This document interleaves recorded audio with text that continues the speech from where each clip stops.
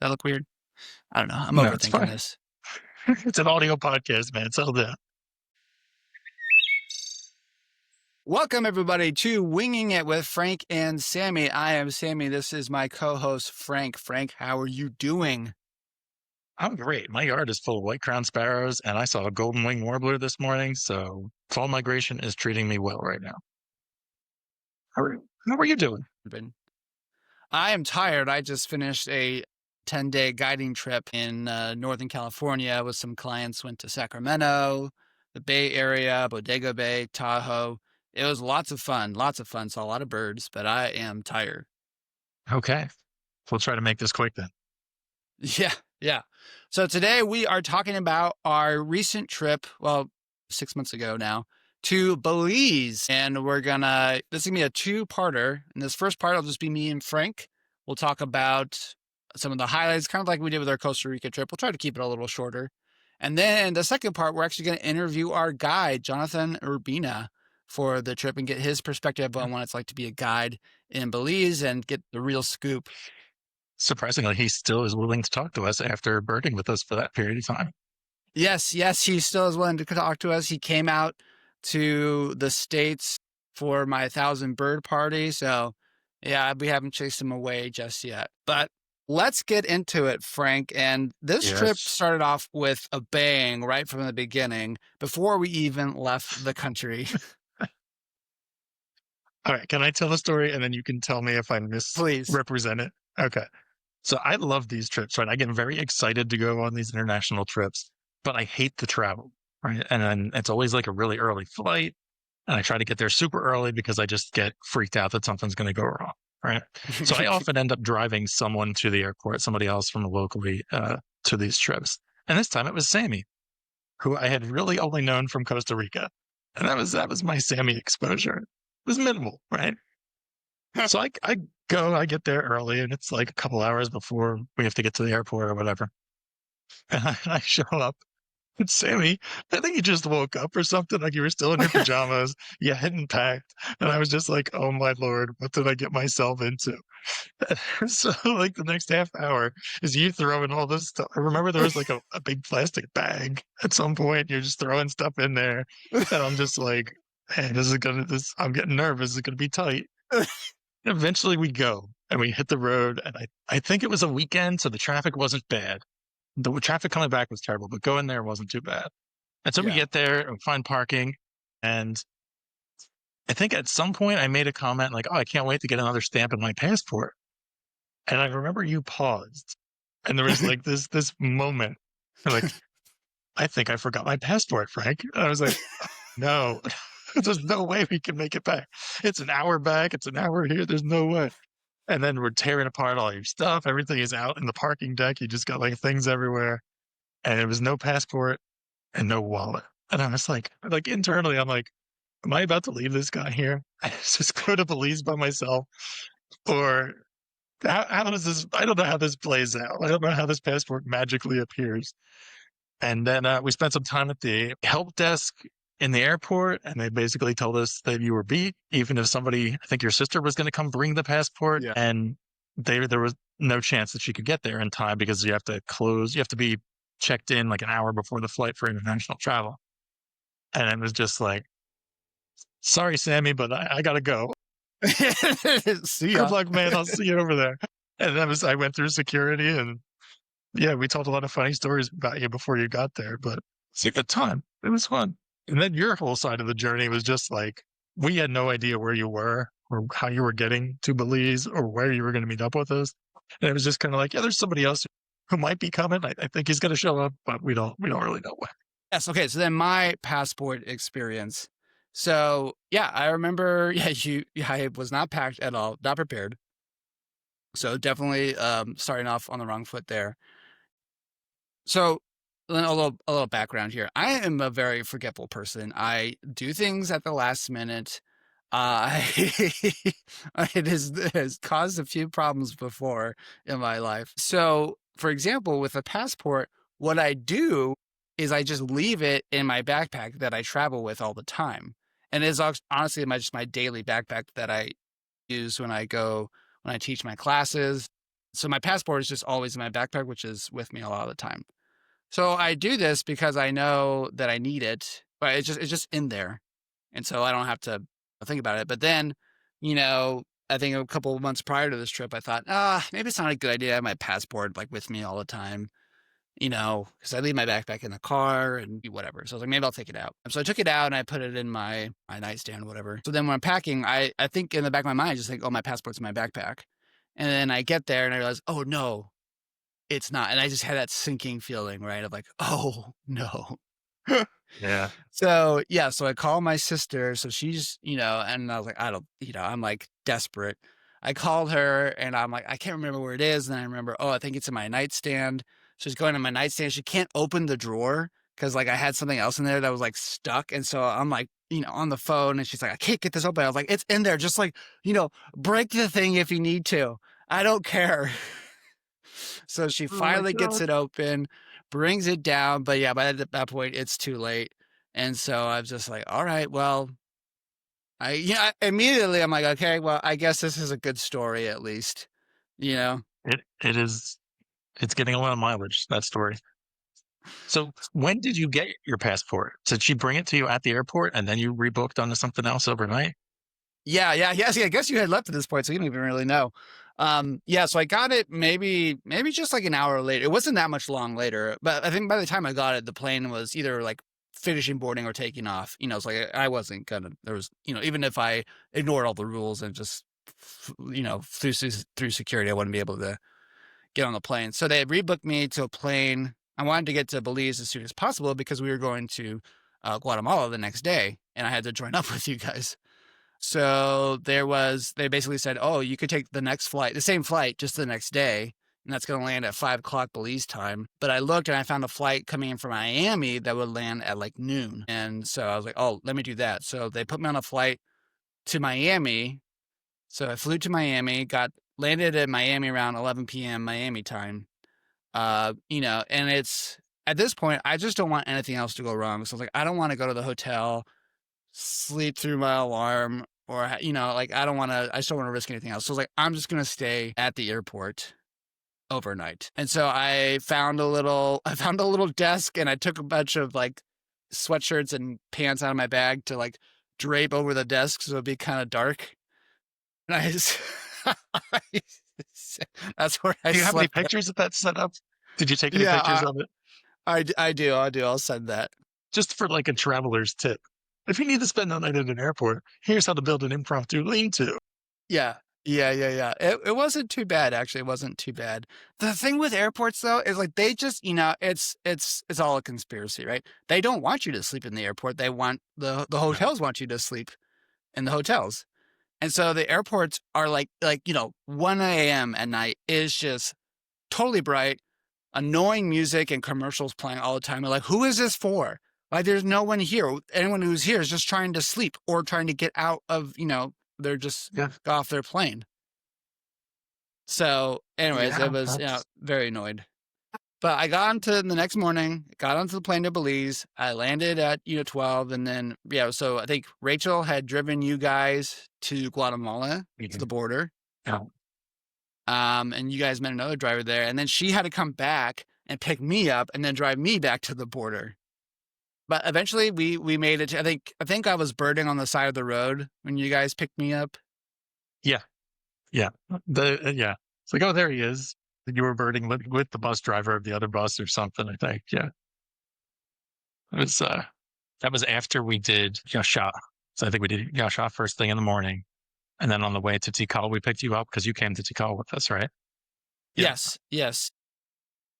Yeah, and honestly, there was one bird that you guys saw in Yashad that I didn't see, but the part that I was more bummed was that I'm a huge Survivor fan, and that's where they filmed Survivor Yeah. Guatemala, and I was like, oh man, I wanted to go there and see. Survivor Guatemala is a great season. I have never seen it, so I did not appreciate that aspect, but I know a lot of people were talking about it. Like, oh yeah, this is where they did this, and this is where they did that. And I was like, oh, all right. Where are the birds now? One track mind. More important things, yeah. So actually, that was the biggest disappointment for me in terms of that. But we met up. Then we went to call, and that was amazing. And if you're watching this on YouTube, I'll have some, pictures of Tikal and the Mayan ruins there. But even if you don't like birds, Tikal, amazing place. Yeah. Highly, highly recommend. There was a few people on the trip who joined the trip specifically to go see Tikal. Like it's that big of a draw. One of those cool things. Just birding in an area that's like that old and just like these like really ancient structures and climbing to the top of these things is really a surreal experience. It's different than being like climbing up in the mountains or in the hills or something. It feels different. It's very cool. And what also is amazing about it is, you do get a sense of what, like, they have signs all over it, just how, like, what the village life would have been like. Mhm. And you're kind of like stepping back in time and just being like, oh, wow, people were living here and working. And it's really, I forget what it was like 40,000 people or something at one point, which was just mind blowing because a lot of it isn't there anymore. Like the big stuff is there, but the villages and stuff is you just see remnants of it. To imagine that there's like 40,000 people there at a time and all these roads and everything is it's really mind blowing as you're like sitting there seeing all these amazing birds in the ruins. So I had a lot of fun there. I really enjoyed going to Tikal. yeah, beautiful spot. And even if you've never been to Tikal, you've probably seen it because, as our guide pointed out, this is where they filmed the jungle moon of Endor in Star Wars. That's right. Yeah. Did not see any Ewoks. Yeah, so that we hiked up one of the pyramids, and then you can see this view, and they're like, "Yeah, this is the same view that George Lucas used to like the Millennium Falcon taking off." And you're like, "Oh yeah, it is." So that was really neat. And then actually at the top of that pyramid, that's where we had one of our pretty cool birds of the day, the orange-breasted falcon. It's true. That was a high end target there. Everybody was very dead set on getting that bird. And I vaguely remember going under some kind of caution tape to get to see the bird. That's memory's a little fuzzy. I don't know. Maybe it Oh, didn't. I think there was like a rope. I don't know if yeah, it was just like a rope. I don't know if we knew what it was for. We ignored Yeah. it. We very distinctly were like, oh, I wonder what this is for. And it's right under. Whoop. The guide said we could. Yeah, yeah, and they they're the professionals. But yeah, the orange-breasted falcon is a sensitive species, so a really cool species to see out in the wild, and they nest on top of one of the pyramids. And then for me, another personal big day besides being able to join you guys was I got my 1,000th live bird that day. We were at lunch, so actually this was the next day. We were at lunch and heard a golden olive woodpecker. We did see one later, but that was my 1,000th lifer. I knew I was close. And so then I kind of just like, once the eBird list got put in and I looked like, oh, I'm at 1,000, I like kind of backtracked and it's like, okay, well, I saw this one first and this one. Then I figured out, oh, it was the golden olive woodpecker. So that was for me pretty big moment. I was really happy about that. And I think I said during that time, like, I'm going to have a party and you were all You invited. did. And I did You have said did. party. And everybody came. Surprisingly, Yeah. everybody was there. I know, and then you can see actually, so that party got published in American Oh, Birding Association's birding magazine, that's pretty funny. and there you can see me and Jonathan right there. With your cake. It was my 1,000 bird cake. So, anyways, well, that's definitely the first of many thousand parties. I mean, you can only get like 10. So Okay, well, the first of 10. I guess 10 is a lot. But yeah, Tikal is amazing. Some bird Mhm. highlights. We had the ocellated turkeys. Oh, those turkeys. Whoa. I didn't know there were other kinds of turkeys. Like I thought it was just the Yeah, boring right. North American ones. And then there's this one that's got like all these like colors and stuff to it. Oh man, even the turkeys are more colorful down here. The turkeys were amazing. We had the curassows. Brown jays everywhere. They're just becoming like, they're just kind of annoying at a certain point. And of course, we had the keel-billed toucans, classic Belize Guatemalan bird. Got great looks at those. Had one outside of our lodge, even. But yeah, an amazing trip. Again, we'll have our trip report in the descriptions if you want to look and see some of our pictures. But Pretty cool. from Tikal, so we spent 2 days there in Guatemala. Then we went back to Belize. And what was really cool, actually, when we went back to Belize, our driver, we actually went to a restaurant that her family owns. It's kind of like a restaurant and also a sort of bioconserved. They have this mannequin trail, they call it. And so we got to eat at their restaurant, eat some traditional, not even Belizean, but Mayan food, Yeah. because her grandma, I believe, was Mayan. I remember they were all very, very nice and welcoming, and the food was great. And then we walked into some like muddy trails to look for birds in the back. Yeah, and we saw some mannequins. We saw one displaying a white Yeah. collar mannequin. So that was really, really cool. Really enjoyed that.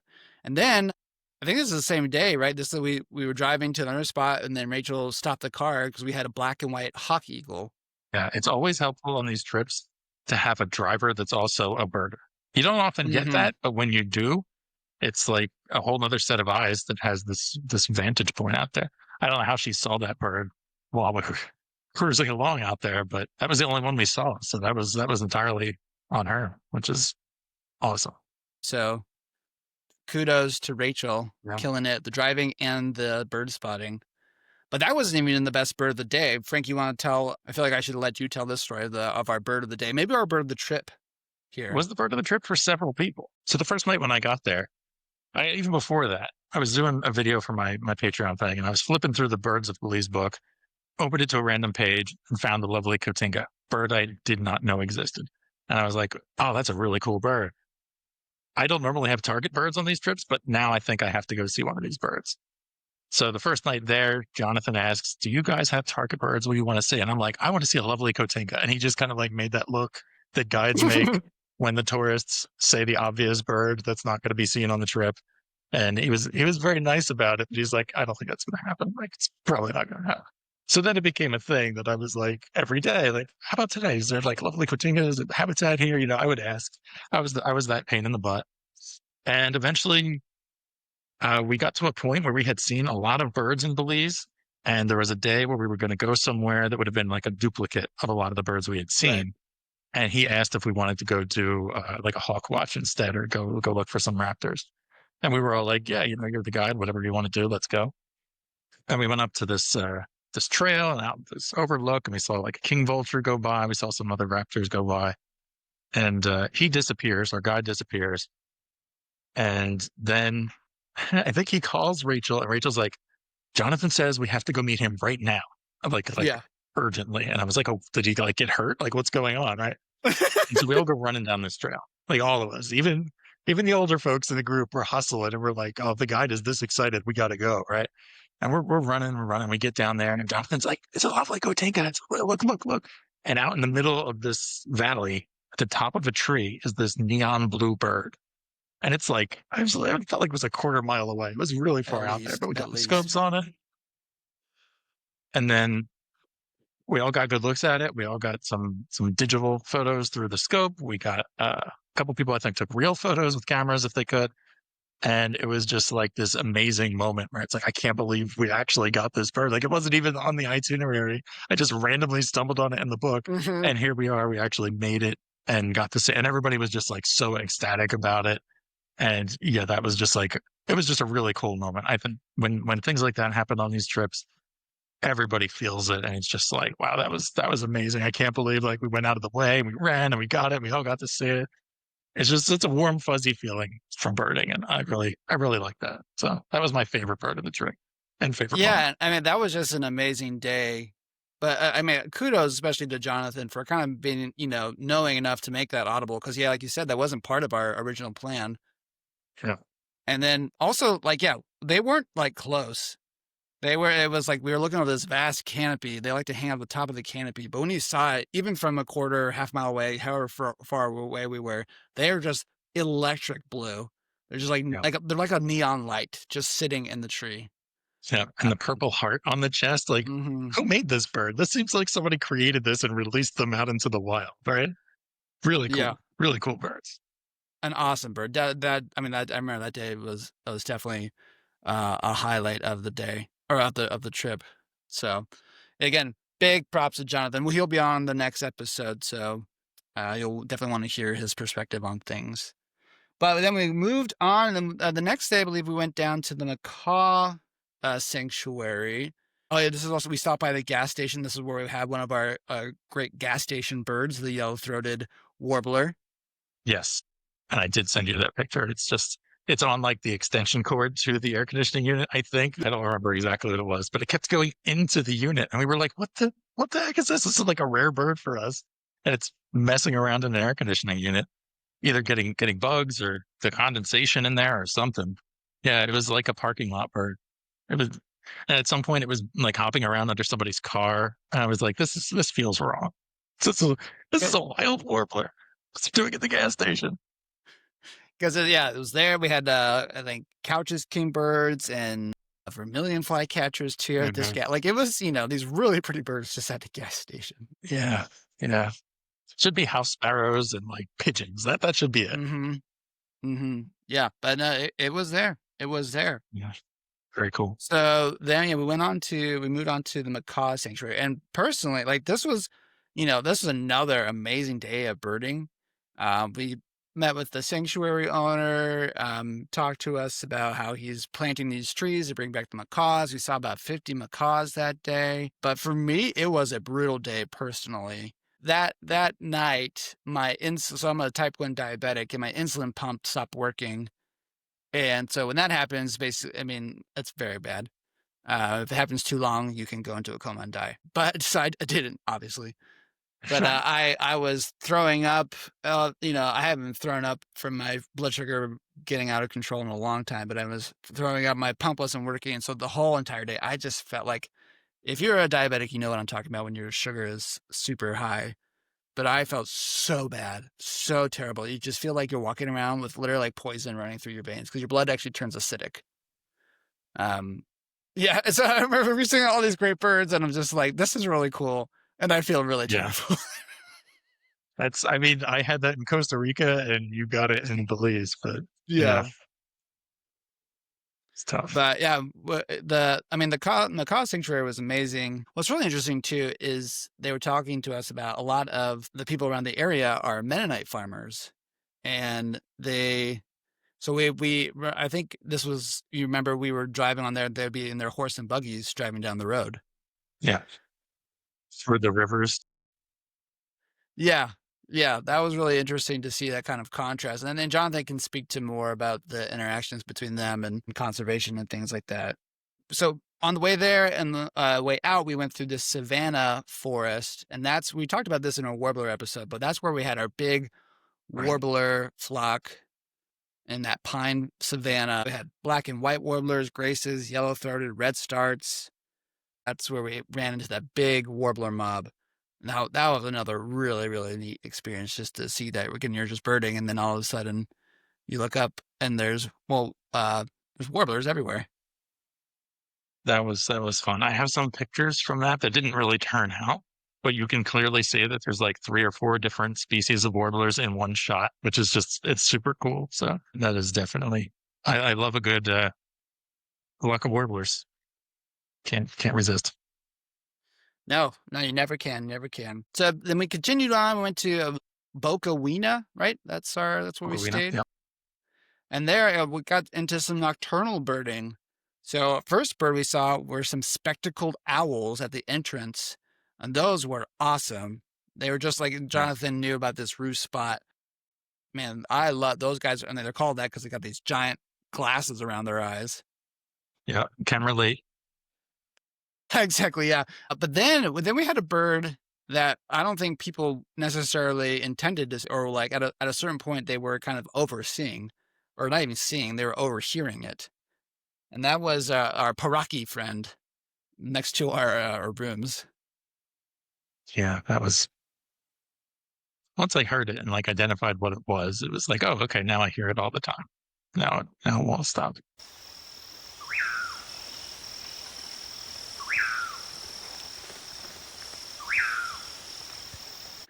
They're just a little weird. They're like borderline not birds. I feel like when you see them sometimes, they're just like kind of bat like, I feel, but I don't know. They're definitely birds, like obviously, but they're very strange. Like there are some weird looking birds out there, and I feel like the nightjars are kind of like that family that's way off on the side, doing their own thing. Yeah. So what I think was weird about them is that they don't really they have feathers, so they're obviously birds, but Yeah. they don't really feel to have like any other. They kind of just look like blobs of feathers until they fly. Or open their mouths. It's like, okay, Yeah. it's all mouth. Yeah, they have a huge Yeah. mouth because they're insectivores, so they eat insects. A lot of them take them like on the wing, so they have this big mouth to catch them, and they actually have these little bristle feathers to kind of help funnel food into their mouth. But then they don't like they just lie on the ground a lot. They love to lie on the ground, and they're really cryptic, so they're really well camouflaged. And here we have nighthawks and poor wills. It will be the case sometimes you almost will step on one Mhm. before you see it because they're so well camouflaged, and they love to just hang out in the middle of the trail or the road, and they just Yeah. so it just look like these lumps. Dangerous move. So anyway, that's a great birding, but sometimes a little disruptive at night. But what was also funny about this place from outside of the birding was what our truck got stuck in the mud because Yeah. we're in the tropics, it rains. I don't remember what the thought was with that. Like, they were trying to get the bus closer to where we were to load the luggage easier, and it was I just think like, so. it was a bad idea. It was a bad idea. Sorry, Rachel. Yeah. So and then it was also kind of on a slope downhill. Mhm. So yeah, the truck got stuck in the mud. So we had to get or the van. So we had to get another truck to like hitch it and pull Mhm. it out. And then, actually, I guess, yeah, this was another oops You by gotta me. I tell. had put my, I had put all my stuff behind the van. And I thought it was far enough. I mean, it wasn't like right behind it, but, so when the van was trying to go, it's spinning out and flinging mud. The van eventually gets pulled out, and then I return to my bag and my camera. I'm like, oh no, it's just caked in mud. Oh gosh. And I think I remember, like, you were late getting there. Like, the bus had been stuck for a while and they were trying to get it out. And you just like walked up and put your stuff right back there behind it and then like went and Yeah. stood over. And we were all just like, what just happened? And then we just watched it. Okay. That that all right. You're right there, Sammy. I think you were still recovering. I think you were still a little out. Yes. That's what we'll say. Yeah, I was a little Yeah. bit out of it. So the camera still works and yeah, everything's fine. But Yeah. that was like I was like, oh no, what did I do? I remember everybody's like passing you stuff to clean your camera with on the Yeah, bus. Yeah. Norm was really helpful with that. Lucky. Lucky stuff. So yeah, then from there we went to the Belize Zoo and the parrot rescue, and again we'll talk about that more with Jonathan. We saw some yellow-headed Amazons nesting in a utility pole on the side of the road, so that was pretty interesting. But the zoo was great. That the Belize Zoo is really interesting because they're all native animals in the Belize Zoo that Yeah. are, they have a lot of jaguars that were running into problems with farmers or something. So instead of putting them down, they put them in the zoo, or and they're all animals that for one reason or another can't be released back to the wild. Yeah. That was the only Jaguars we saw. Those were the only jaguars we saw. Yes, we saw mountain lions as well. I really enjoyed it. We saw a little American pygmy kingfisher. That was probably one of my favorite birds of the trip, to be honest. They are very cute. I think I had seen them before, but that was better looks over that little pond at the zoo was really good looks, that one. Yeah, these little green guys. So then our last place for Belize was Crooked Tree. We spent 2 nights there. That was a great place to end on. That was good. The pond right outside the entrance gate that was full of the Right.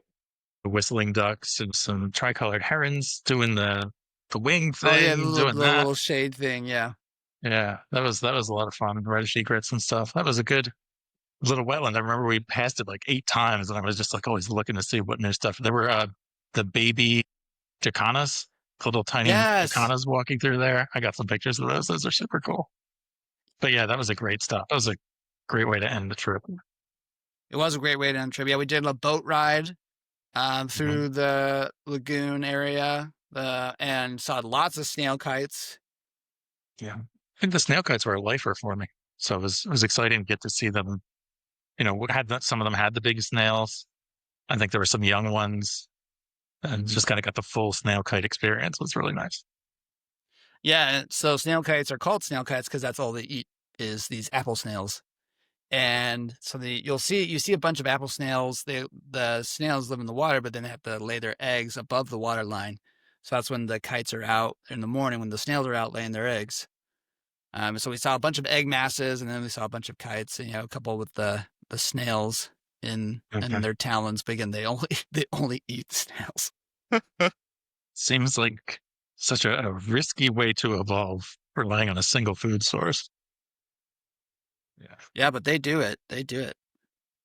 No, and we also we saw a couple of black-collared hawks. Having a little bonding moment. It was it was near Valentine's Day, you know? It's Yeah, okay. Springtime is yeah. coming. Oh yeah. Speaking of Valentine's Day, this is where we have this. We caught Norman. Oh, wait, this is not. This is very PG. It sounded like it wasn't gonna be. I'm glad you caught that. So Norman and Carol, they are just a couple on our trip. Um, and we have they at our table there at dinner at Cricket Tree. We had a bunch of little Valentine's hearts as little decorations on the table. And I remember we caught Norman taking a picture of Carol like with his phone through the heart. And it's so funny because, I don't know how long they've been together. I think I said 30, 40 years. But it was like as if we caught two middle schoolers. Yeah. There were a lot of blushing and giggling, and they were a little embarrassed by it, which I thought was just super sweet. It was super sweet. And then that inspired me to take my picture. This is your profile picture, Frank. Your profile on your phone, it's still Yeah, for sure. This is when I text you and you call me, whatever, this is what pops up. and Let me does it see. still say Muchachito? Yeah, Frank de Muchachito. Okay, we saw that bird, right? That bird was in there. Was that at Crooked Tree? It Oh was no, towards the the end. Muchachito bird. That was at the macaw place, the rufous-breasted spinetail's its real name. But The mnemonic for that was so on point that it will stick with me forever. Like Jonathan's like, oh yeah, that's the bird that says Muchachito, and then it's just like Muchachito. Muchachito. What the? You kidding me? That was so perfect. Yes, and so that I have incorporated that into Frank's name. Frank in my phone is not Frank de Martino, it's Frank de Muchachito. There you go. So that Belize I trip was a also turning point in our relationship, I guess. Yes, it really was. It really was. I also felt that Muchachito was like something that if you slow it down in a lower voice is like a Jabba the Hutt thing. Hmm. Muchachito. Yeah, yeah. I remember hearing that a couple hundred times. Yeah, they just Muchachito. Yeah. Oh gosh.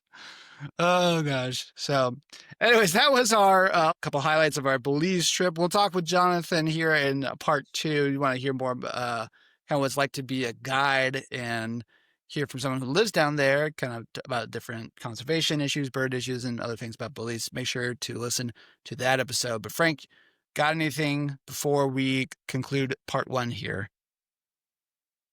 Guess just follow me on Facebook, Instagram, or patreon.com/Frank the Bird Guy. Yes, yes. Follow Frank. You can follow me at Birding with Sammy. You can join our Facebook group, Winging It with Frank and Sammy. And yeah, we will then catch you in part two. So stick around for that.